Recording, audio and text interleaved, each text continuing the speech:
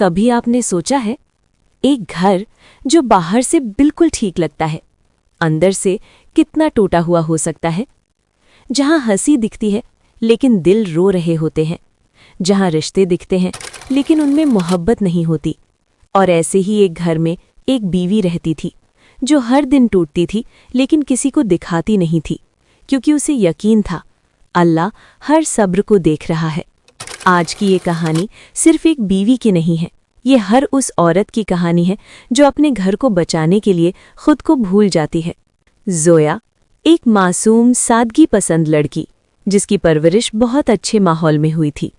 उसके अब्बू उसे हमेशा कहते थे, बेटा शादी के बाद घर को जोड़ना तोड़ना नहीं। और अम्मी कहती थी, सब्र करना, क्योंकि सब्र करने वालों के साथ अल्लाह होता है। वक्त आया और जोया की शादी फैसल से हो गई। शादी के शुरुआती दिन बहुत खूबसूरत थे। नई जिंदगी, नए सपने, नई उम्मीदें। जोया ने सोचा अब यही मेरा घर है, यही मेरी दुनिया है। लेकिन धीरे धीरे हकीकत सामने आने लगी। फैसल का स्वभाव उतना अच्छा नहीं था। वो छोटी छोटी बातों पर गुस्सा हो जाता, बात बात पर चिल्लाता और कभी कभी जोया को नीचा दिखाता। तुम कुछ नहीं कर सकती, तुम्हारी कोई कीमत नहीं है। ये लफ्ज़ जोया के दिल में तीर की तरह लगते, लेकिन वो चुप रहती, क्योंकि उसे सिखाया गया था रिश्ते जवाब देने से नहीं, निभाने से चलते हैं। सिर्फ फैसल ही नहीं, ससुराल वाले भी उसे पसंद नहीं करते थे। हर दिन नए ताने, तुम अपने मायके से क्या लाई हो, तुम हमारे बेटे के लायक नहीं हो। जोया के लिए हर दिन एक इम्तिहान बन गया। सुबह से रात तक काम ही काम और ऊपर से ताने। लेकिन उसने कभी किसी से शिकायत नहीं की, ना अपने मायके में, ना अपने दोस्तों से, क्योंकि वो अपने घर को टूटते नहीं देखना चाहती थी। एक रात जोया अपने कमरे में अकेली बैठी थी। उसकी आंखों में आंसू थे, दिल में दर्द और दिमाग में सिर्फ एक सवाल, क्या मैं गलत हूँ? क्या मैं इस घर के लायक नहीं हूँ?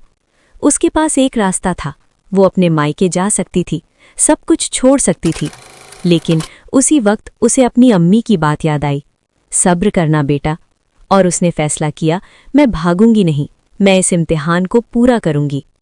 उस दिन के बाद जोया बदल गई। अब वो हर दर्द को अल्लाह के हवाले कर देती। हर रात तहज्जुद में उठती, रोती और दुआ करती, या अल्लाह अगर ये मेरी परीक्षा है तो मुझे सब्र दे और मेरे घर को बचा ले। उसकी दुआओं में कोई शिकायत नहीं थी, सिर्फ उम्मीद थी। एक दिन फैसल बहुत गुस्से में घर आया। उसने बिना वजह जोया पर चिल्लाना शुरू कर दिया और गुस्से में कहा, अगर पसंद नहीं है तो ये घर छोड़ दो। ये सुनकर जोया के दिल पर जैसे चोट लगी, लेकिन उसने शांत होकर कहा, मैं इस घर को छोड़ने नहीं आई, मैं इसे बनाने आई हूँ।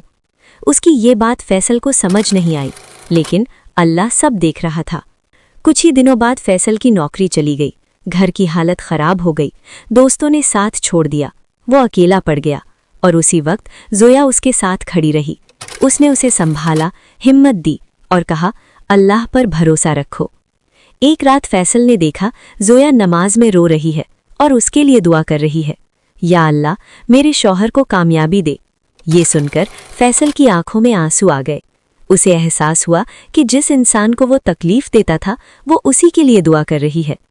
अगले दिन फैसल ने पहली बार जोया से प्यार से बात की, उससे माफ़ी मांगी और कहा, मैं गलत था। धीरे धीरे उसका व्यवहार बदलने लगा। अब वो गुस्सा नहीं करता था, बल्कि जोया की इज्जत करता था। कुछ समय बाद फैसल को नई नौकरी मिली, अच्छी सैलरी, अच्छा माहौल।